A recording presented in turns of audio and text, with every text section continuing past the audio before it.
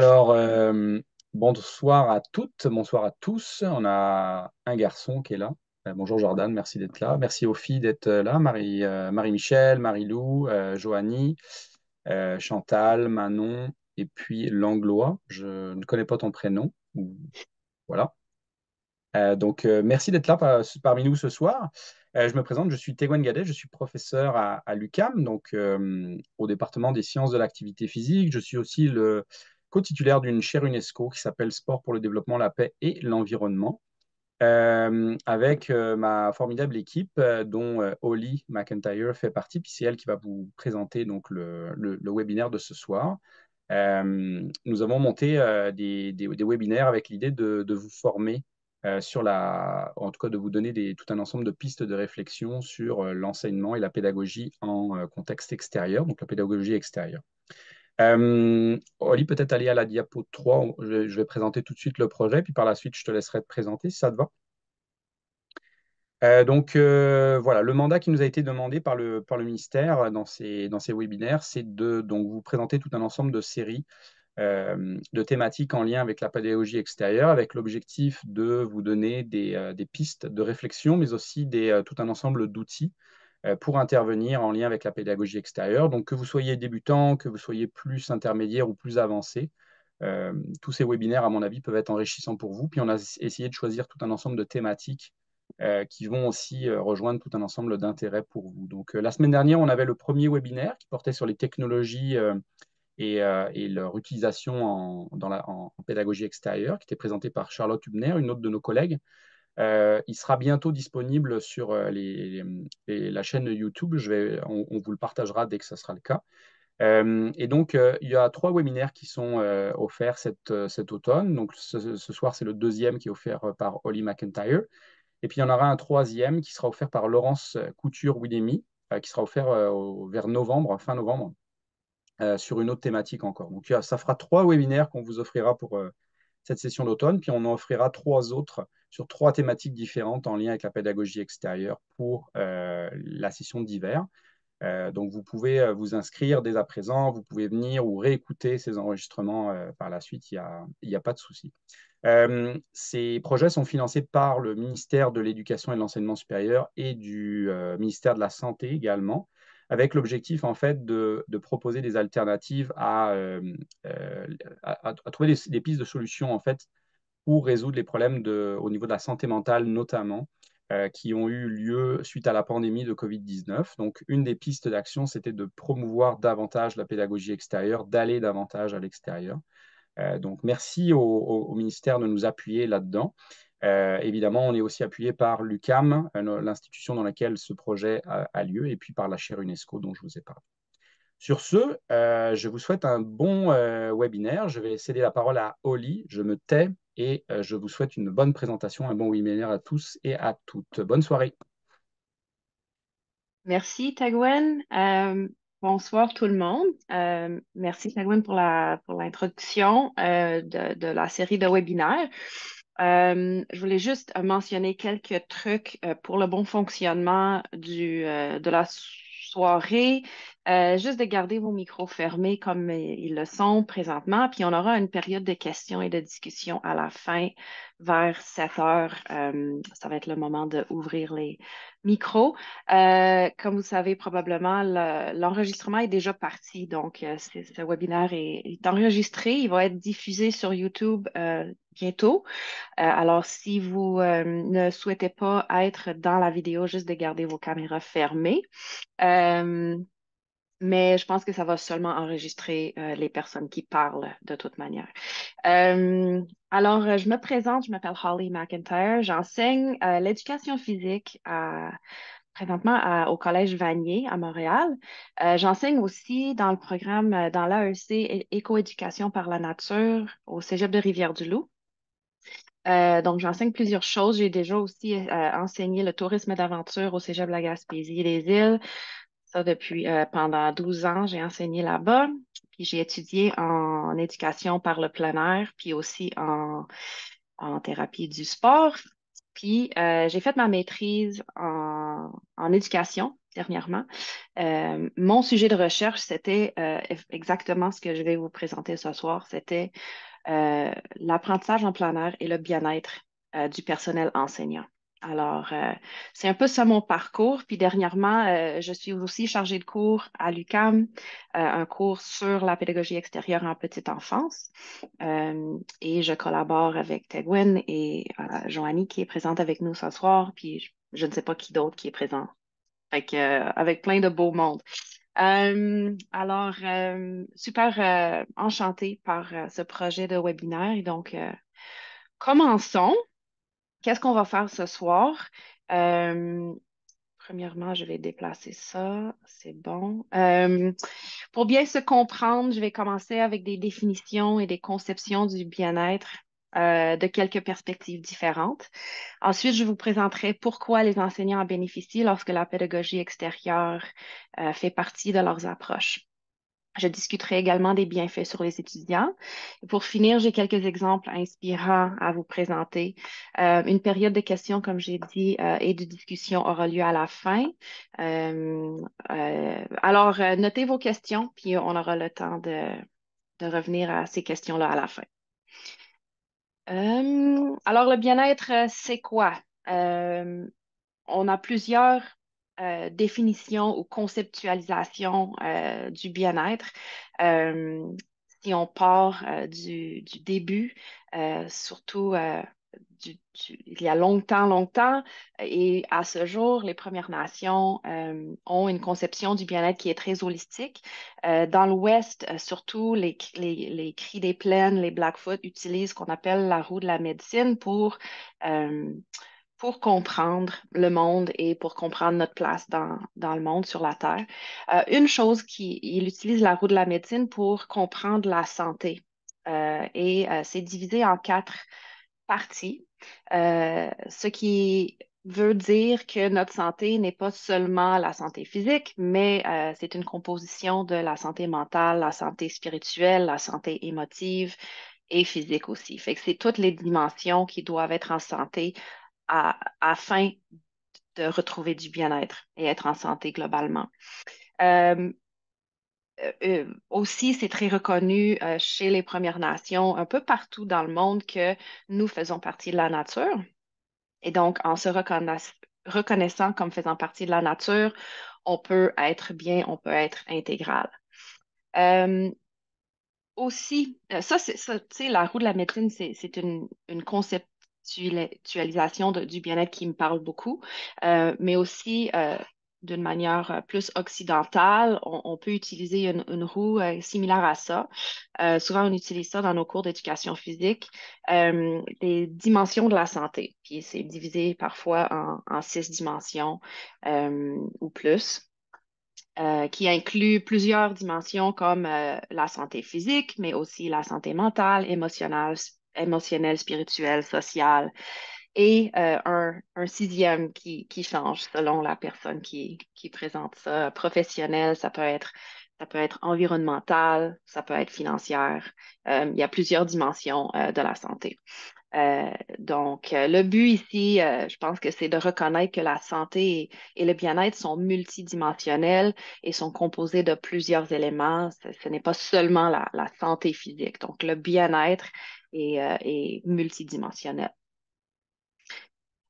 Il y a aussi l'idée de épanouissement, ou en anglais on dit flourishing. Ça a été évoqué par un chercheur en psychologie qui s'appelle Martin Seligman en 2011. Il a écrit un livre sur l'épanouissement.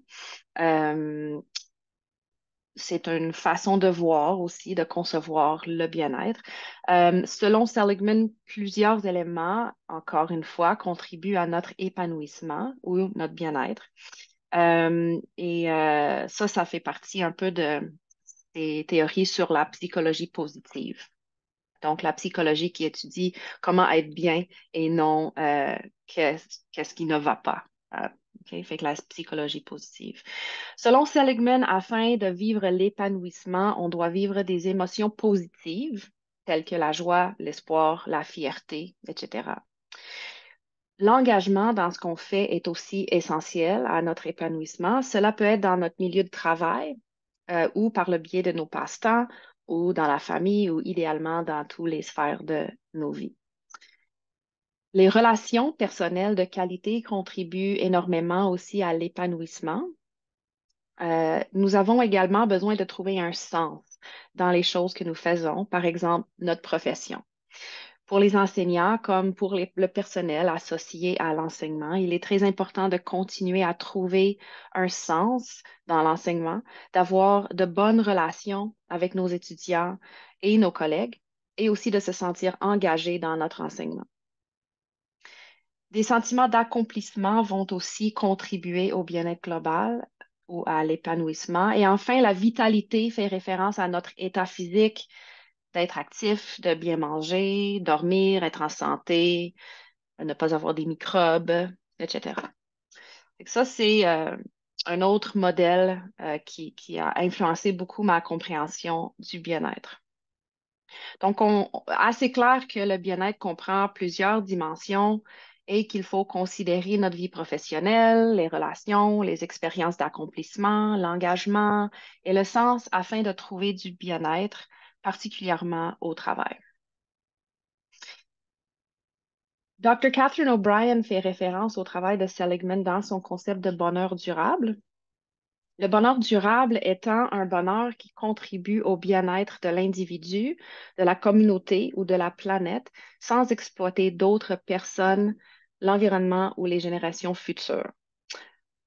Dr. O'Brien a donc remarqué que les modèles qui expliquaient le bien-être, l'épanouissement, etc., ne considéraient pas le rôle du monde naturel et de l'idée de l'écologie dans notre compréhension du bien-être.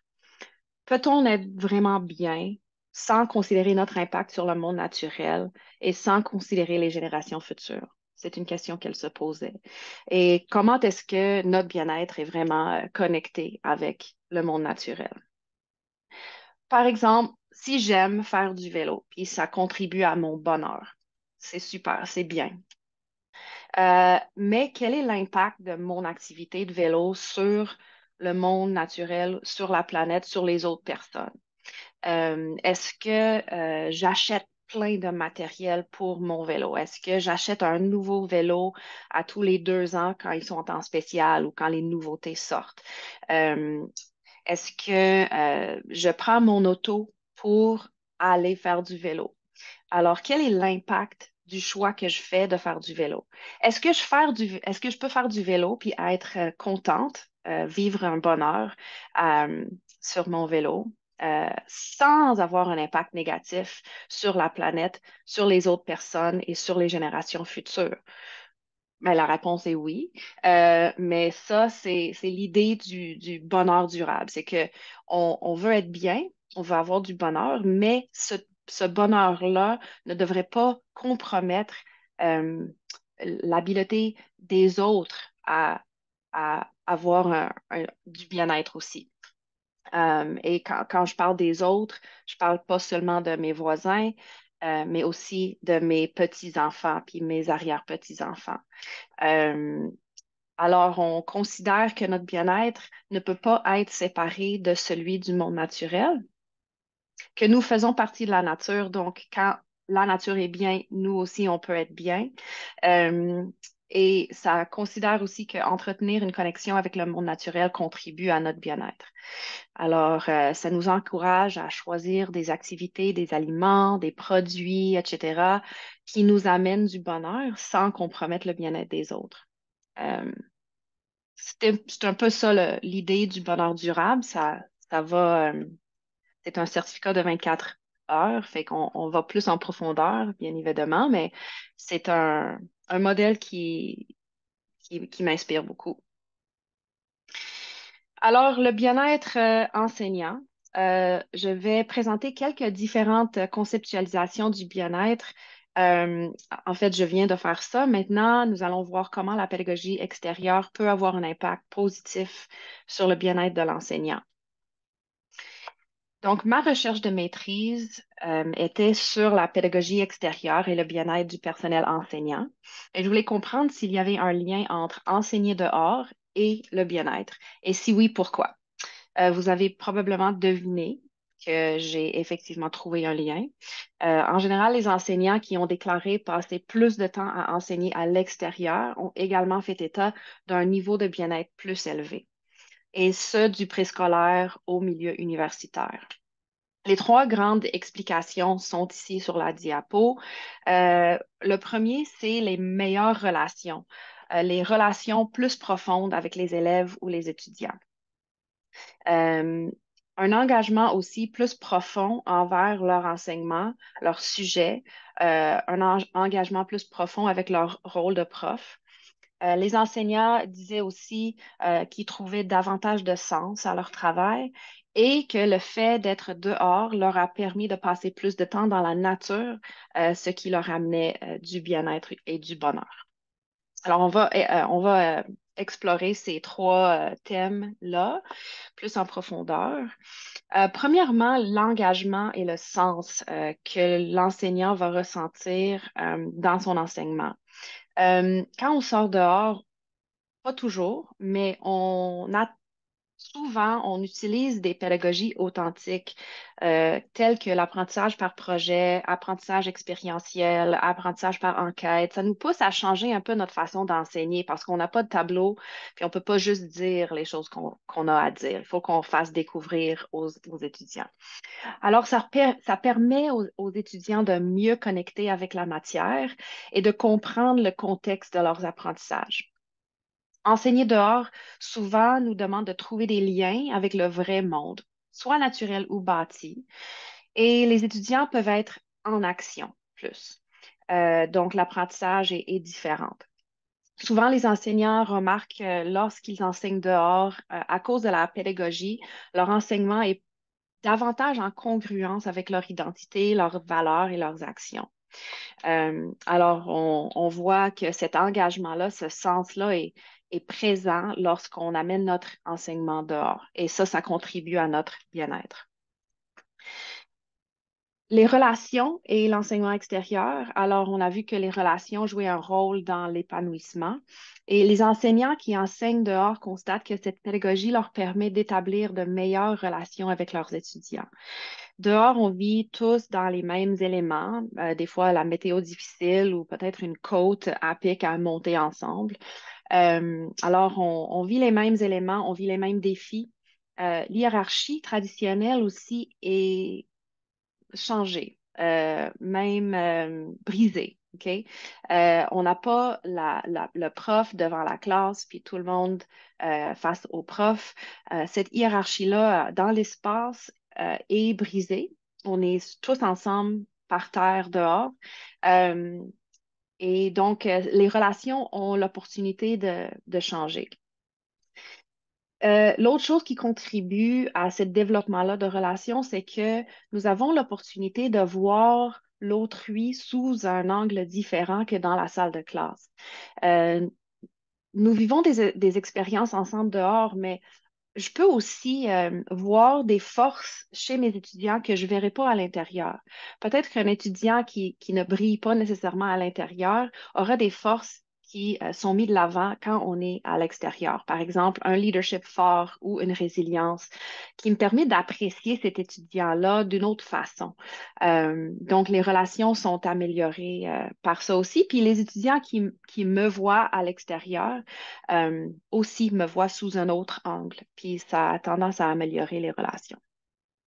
Euh, les étudiants aussi établissent de meilleures et des plus fortes relations avec leurs pairs. Donc, ça aussi, ça contribue à leur bien-être. Euh, Ça contribue aussi aux dynamiques de classe, etc. Fait que les relations sont améliorées en général quand on passe du temps dehors avec nos groupes. Finalement, il y a l'aspect d'être dehors dans la nature. Fait que c'est sûr que c'est possible de faire de la pédagogie extérieure dans des endroits bâtis ou non naturels, comme en ville.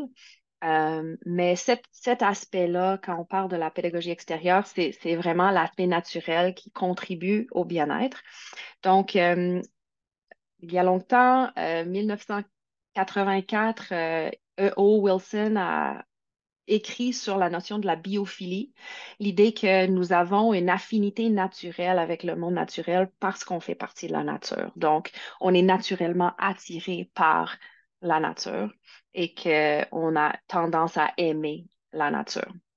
Donc, la biophilie explique pourquoi la nature a ces bons impacts sur nous, puis comment on se sent. Il y a d'autres études qui ont été faites sur l'effet d'être dans un endroit naturel ou même juste de voir de la nature.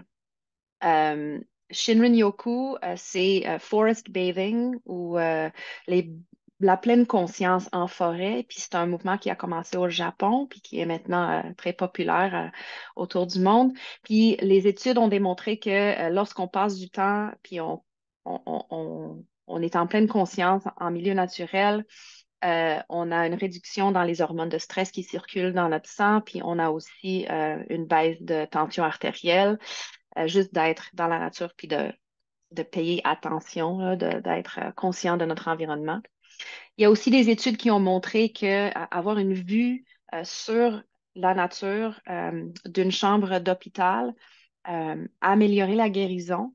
Donc, réduisait le temps de guérison des patients quand ils voyaient des éléments naturels à travers leurs fenêtres, comparé à des patients qui voyaient seulement un mur de briques, par exemple.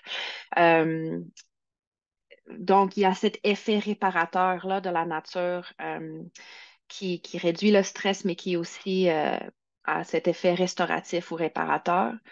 Euh, Juste d'être dehors aussi, juste, tu sais, le fait d'être dehors, ça nous amène de l'air frais au lieu d'être à l'intérieur puis respirer l'air recirculé. Donc, malgré le fait que peut-être en ville, l'air n'est pas très pur, il y a des bénéfices de ne pas respirer l'air que l'autre vient d'expirer. On a appris ça durant le COVID, puis c'est une bonne chose d'apprendre que l'hiver, on n'est pas plus malade parce qu'il fait froid dehors, mais on est plus malade parce qu'on passe plus de temps à l'intérieur. Puis les enseignants ont dit qu'ils étaient moins malades euh, quand ils ont commencé à faire de la pédagogie extérieure. L'idée de bien-être durable aussi ou du bonheur durable dont j'ai parlé tout à l'heure, euh, ça contribue à notre bien-être parce qu'on développe cette connexion à la nature. Toutes les références, d'ailleurs, vont être partagées avec vous à la fin. Je vais vous partager un lien vers un Google Doc qui a toutes les références. Alors, vous pouvez les consulter quand vous voulez. Maintenant, hey, le temps file. Je vais vous montrer quelques images de la nature. Et je ne vais pas parler. On va simplement regarder. Et je vous demanderai de noter les émotions ou pensées qui vous arrivent. Euh, pour chaque photo, je vais laisser à peu près 3 à 5 grandes respirations. Euh, alors, gâtez-vous.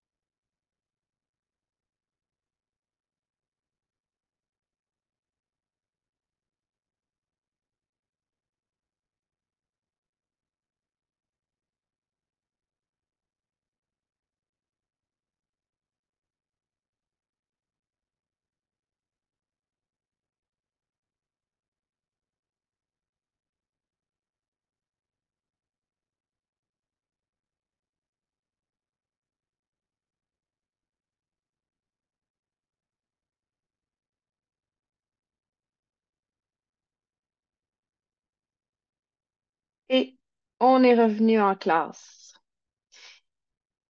Je vous invite à prendre en note les émotions et les pensées que vous avez eues en regardant les images de la nature et aussi que vous avez ressenties quand on est revenu en classe. Et la vue qu'on a souvent quand on enseigne, quand on travaille dans une école à l'intérieur.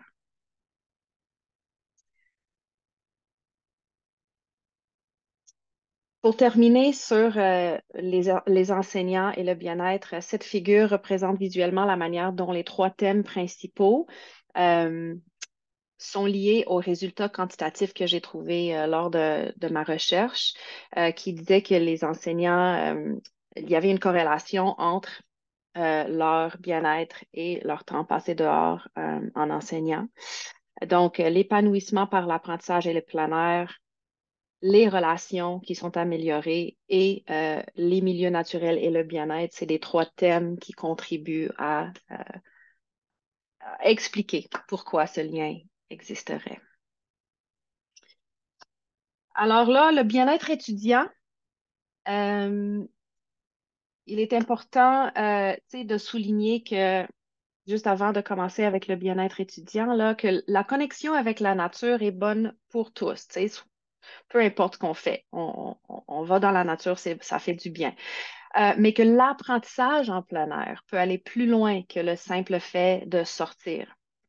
Le bien-être qui découle de l'engagement, du sens, de l'accomplissement et des relations est très important et facilité par l'utilisation habile du plein air en relation avec le matériel du cours. Donc, on peut être bien en plein air et on peut aussi vivre ce bien-être-là vraiment en enseignant dehors de façon intentionnelle. Alors maintenant, nous allons parler un peu du bien-être étudiant et la pédagogie extérieure. Ça, c'est une photo de mes étudiants, en fait, à Rivière-du-Loup. Donc, sur les enfants, les étudiants aussi, il y a des bienfaits d'être dehors.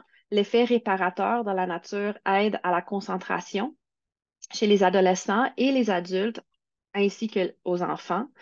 Euh, L'attention, le mémoire, la concentration sont améliorés et sont associés avec l'exposition à la nature. Fait que ça peut aider à vos étudiants euh, de retenir l'information, de se concentrer et de se sentir mieux aussi quand on enseigne dehors. Pour les relations, j'en ai glissé un mot tout à l'heure, mais être dehors peut améliorer les relations entre les étudiants pour les mêmes raisons que j'ai expliquées tout à l'heure. De plus, des études soutiennent l'idée que la transcendance de soi, qui est souvent évoquée par les émotions d'émerveillement et d'appréciation de la beauté de la nature, favorise des comportements et des décisions prosociaux. Donc, cette coopération et vivre quelque chose de différent ensemble dans un milieu naturel qu'on trouve beau, euh, dans lequel on est émerveillé, ça permet une transcendance de soi et des interactions sociales peut-être un peu améliorées. La résilience et la santé mentale sont aussi aidées par du temps passé en nature.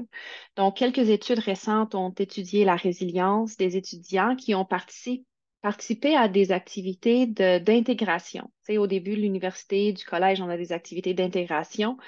Ces étudiants qui ont participé à une activité d'intégration en plein air ont eu plus de facilité à intégrer et à s'adapter à la vie universitaire que les étudiants qui ont participé à des activités d'intégration traditionnelles sur le campus. Une autre étude a étudié comment le verdissement et la naturalisation du campus auraient contribué à une meilleure santé mentale des étudiants durant la COVID. Puis on peut supposer que si ça contribue à une meilleure santé mentale durant la COVID, ben ça contribue encore à une meilleure santé mentale. Alors, il y a des bénéfices aussi au niveau de la résilience et la santé mentale des étudiants. Je veux prendre le temps, je sais qu'il est déjà 7 heures, mais je veux prendre le temps de partager avec vous quelques exemples euh, des, euh, des projets qui se font dans des cégeps pour illustrer comment la pédagogie extérieure est mise en pratique de façon réelle. Donc, on commence à Dawson College, où j'enseigne aussi des fois, où un cours d'éducation physique qui s'appelle Eco-Landscaping ou Éco-Paysagement existe depuis quelques années maintenant.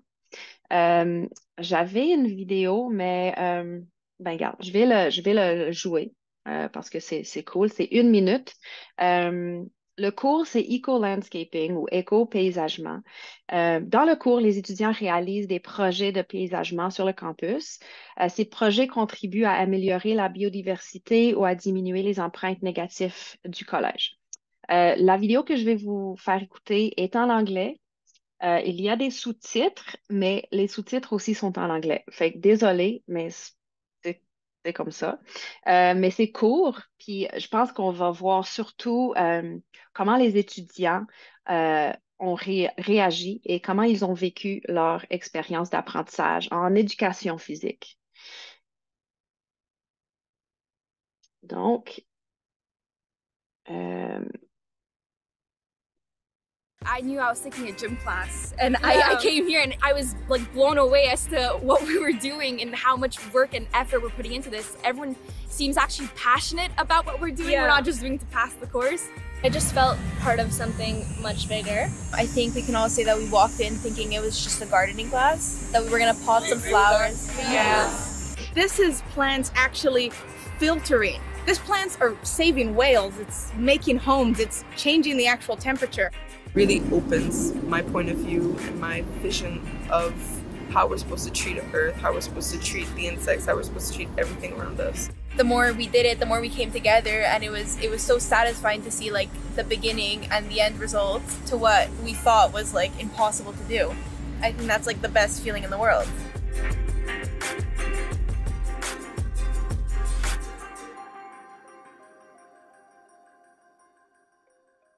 Alors, j'espère que ça a été compris. J'espère qu'il n'y avait pas de problème technologique. Pour expliquer, dans ce cours d'éducation physique, les étudiants ont créé un milieu humide afin de filtrer l'eau qui coulait du toit en cuivre. Cette eau est contaminée à cause du cuivre et leur milieu humide qu'ils ont créé sert de filtre. L'eau qui sort est donc beaucoup plus propre que l'eau qui rentre. Sur 5 jours, les étudiants ont déplacé des tonnes de sable, de gravier, des autres matériaux et ils ont appris à utiliser leur corps de façon efficace et sécuritaire. Ils ont aussi appris sur l'importance de l'eau propre, l'impact que ça peut avoir sur les écosystèmes. Leur place dans l'écosystème était rendue tangible pour eux. Ils ont créé une structure qui n'existait pas avant et qui est toujours là, qui embellit le campus et qui contribue à un environnement plus sain. D'autres projets, le cours se répète d'année en année, puis il y a d'autres projets qui ont vu le jour. D'autres projets étaient de faire de nouveaux jardins, incluant un Hugel Garden, qui est un type de jardin scandinave avec des restants de bois qui sont coupés, et un jardin des Premières Nations.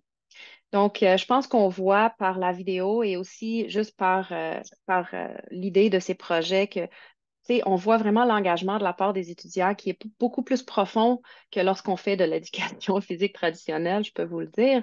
Le sens de l'apprentissage est là. On est mieux capable d'illustrer les liens entre les différents sujets. Les étudiants développent des relations profondes aussi avec leurs pairs et avec leurs profs en peu de temps. Donc, ça, c'est un exemple au Collège Dawson.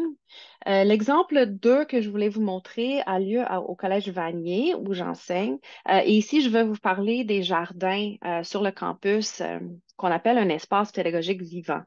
C'est beaucoup de place sur le campus qui est dédié à ces jardins. Euh, qui sont utilisés pour plein de projets pédagogiques. Les responsables du projet ont cherché à démontrer que l'apprentissage expérientiel dans n'importe quel programme pouvait avoir lieu dans les espaces extérieurs. Les jardins comprennent une forêt nourricière où récemment, je suis allée avec mes groupes pour goûter des fruits tels que des mûres et des prunes. Je peux illustrer des concepts reliés à l'éducation physique et à la santé en étant dans un environnement naturel, apaisant et beau. L'engagement, l'apprentissage et le sens sont tous là pour nous. Les jardins soutiennent plusieurs matières et cours différents. Ici, on peut enseigner sur la nature, par la nature, pour la nature et en nature, si on souhaite simplement lire ou dessiner ou vraiment faire un projet de physique, par exemple, pour étudier les sols et leur capacité à conduire l'électricité.